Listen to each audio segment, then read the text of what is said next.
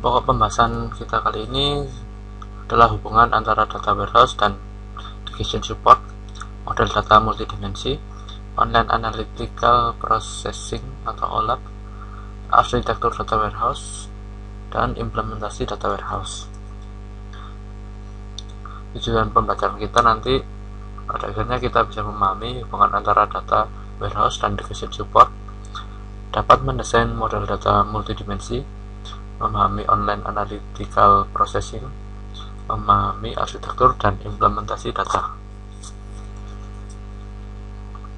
Oke, pendahuluan.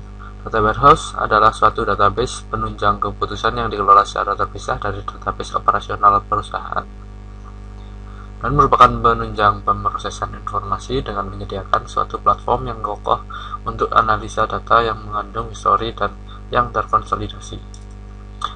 Ya, berikut ini beberapa definisi tentang data warehouse. Suatu data warehouse adalah suatu koleksi data yang bisa digunakan untuk penunjang pengambilan keputusan manajemen yang berorientasi subjek atau topik, terpadu, time variant, dan tidak mudah berubah. Selanjutnya, kata Barry Devlin dari konsultannya IBM, suatu data warehouse sederhananya adalah suatu penyimpanan data tunggal, lengkap dan konsisten yang diperoleh dari berbagai sumber dan dibuat tersedia bagi end user dalam suatu cara yang bisa mereka pahami dan bisa mereka gunakan dalam satu konteks bisnis. Hubungan data warehouse dan decision support. Pembuatan keputusan organisasi memerlukan view menyeluruh pada segala aspek perusahaan, sehingga organisasi membuat data warehouse gabungan yang berisi data yang berasal dari berbagai sumber. DBMS juga didesain untuk mendukung query OLAP secara efisien dan dioptimalisasi untuk mendukung aplikasi decision support. Model data multidimensi. Model data multidimensional dirancang untuk memfasilitasi analisis dan bukan transaksi. Model ini umum digunakan dalam data warehouse, memiliki konsep intuitif dari banyak dimensi atau perspektif pengukuran bisnis atau fakta-fakta. Contohnya untuk melihat penjualan dari perspektif customer, produk, dan time. Model data multidimensi adalah himpunan pengukuran numerik yang tergantung pada himpunan dimensi. Misalnya, untuk mengetahui penjualan atau sales, dimensinya adalah produk, lokasi, dan waktu. Data multidimensi dapat disimpan secara fisik dalam sebuah array yang disebut MOLAP. Alternatif lainnya dapat disimpan sebagai relasi atau rollup. Relasi utama yang berhubungan dengan dimensi yang diukur dinamakan tabel fakta. Tiap dimensi dapat diberi tambahan atribut dan berasosiasi dengan suatu tabel dimensi. Tabel fakta mempunyai ukuran yang lebih besar dibandingkan dengan tabel dimensi.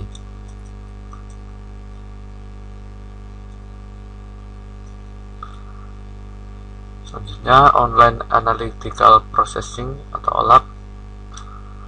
Query OLAP dipengaruhi oleh dua hal, yaitu SQL dan spreadsheet.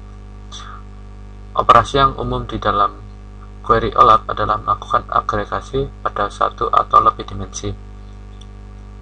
Misalnya cari total penjualan atau sales, cari total penjualan tiap provinsi, cari 5 ranking produk teratas berdasarkan total penjualan. Jenis-jenis query OLAP adalah roll-up, yaitu melakukan agregasi pada level yang berbeda dari hierarki dimensi. Misalnya untuk setiap kota diberikan total penjualan, maka untuk total penjualan tiap provinsi bisa didapatkan dengan menambahkan total penjualan pada semua kota dalam satu provinsi. Drill down adalah kebalikan dari roll up. Misalnya untuk setiap provinsi dapat diberikan total penjualan, maka total penjualan tiap kota dapat di drill down. Selanjutnya pivoting, yaitu melakukan agregasi pada dimensi terpilih. Misalnya, jika dilakukan pivoting pada location dan time, dilakukan cross tabulation sebagai berikut.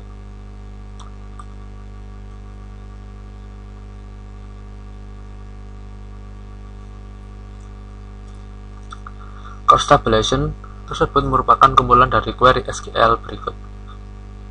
Select sum s.cells from cells s times t, where s.time sama dengan t.time, group by tier, dan select sum s.cells from cells s location L where s.temid sama dengan l.temid group by L state, sehingga menjadi query baru seperti ini. Select sum s.cells from cells s t location L where s.temid sama dengan t.temid and s.temid sama dengan l.temid group by t.tier l.state. Slicing dan design, yaitu mencari kesamaan dan jangkauan seleksi pada satu atau lebih dimensi. Arsitektur data warehouse. Pilihan berikut harus dibuat di dalam perencanaan data warehouse. Proses model, tipe apa yang akan dimodelkan. Grain, apa dasar data level atau data yang akan disajikan. Dimensi apa yang dipakai untuk masing-masing record tabel fakta. Ukuran apa yang akan mengumpulkan masing-masing record tabel fakta. Suatu data warehouse didasarkan kepada suatu model data multidimensi yang melihat data dalam bentuk suatu kubus data. Suatu kubus data seperti cells memungkinkan data untuk dimodelkan dan dilihat dari banyak dimensi. Dimensi tabel seperti item name, brand type, atau time, day, week, month, quarter, year.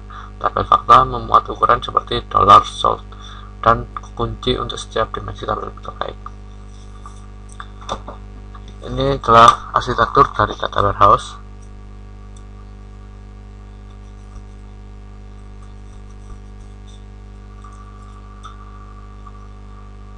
Ini juga arsitektur data warehouse.